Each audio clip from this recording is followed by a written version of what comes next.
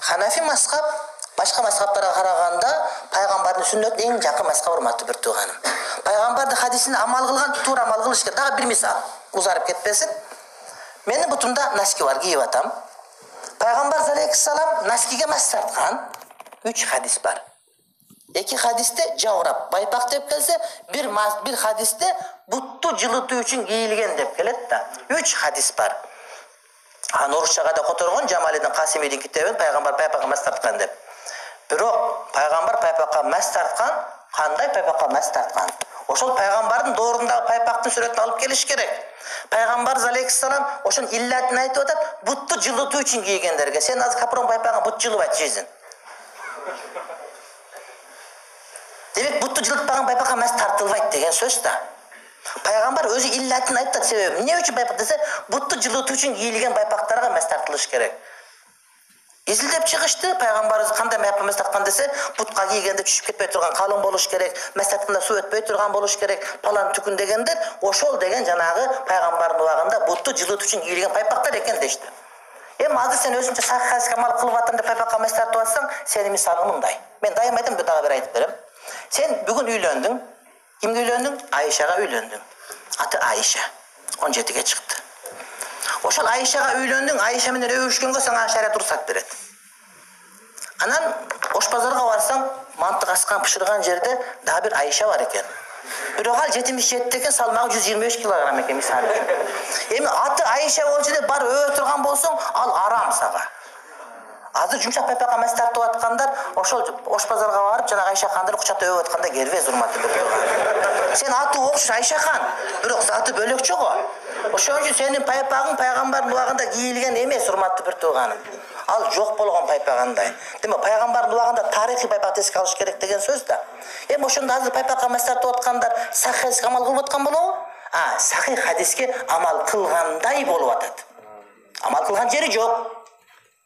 Балким даараты болбой калыш коркунучу бар. Ал убакта кийим болгону азыркыдай пайпак, корейский пайпак, ана мындай пайпак, ана бир неке пайпак жок болгон. Ал убакта эркек ала бир эле кийим болгон. Аял уйсаганда эркек тандырга кирип алып башын чыгарып карап отурат эле. Бир эле кийим бар да, жыпшыргач биягы. Анан аялга тандырга кирип кетет, эркек кийип алып барып отун чаап келет болчу. Анан каяктагы наски сага.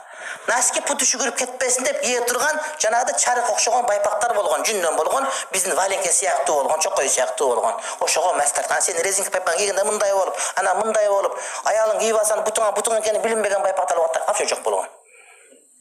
Демек, сахih хадиске амал кылып атам деп жүрө берген менен, суу толтуруп алдым деген менен түбү тешик болуп аткан болсо, өзүң алдай бербеш керек да. Анда бир маселе. Эми айтса сөз көп боло берет да.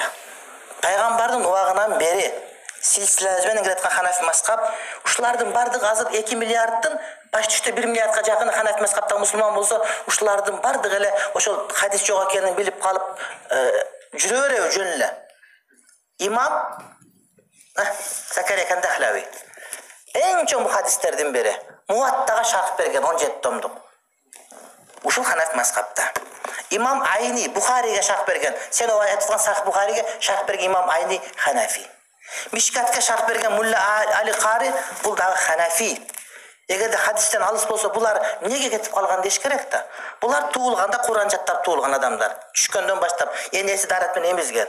Anan ököbüz 4 gün davatga çıkkanbız, başlıkları bilbeybiz biz.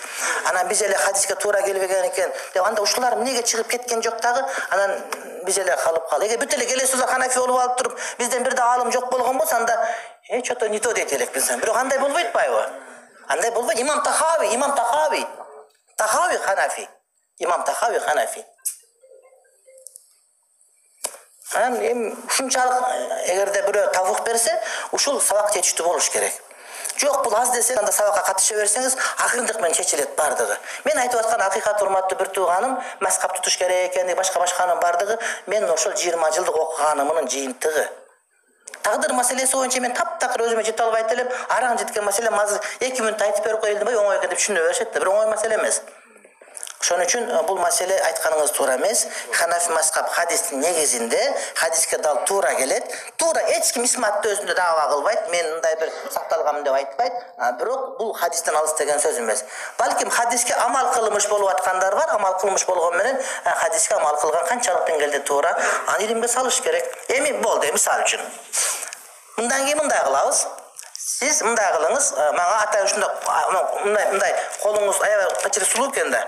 Бир эле мисалды келтириңиз дагы, ошону ар сабакка келгенде бир айда бир жолу бир маселени талкуулайлы болду.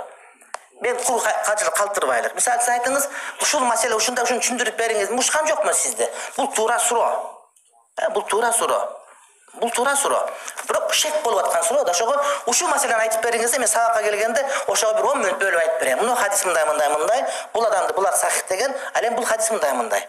Ошо маселеде Ханафи мазхабын пикирин айтып туруп, анда далилин айтып бергенге мен даярмын иншалла.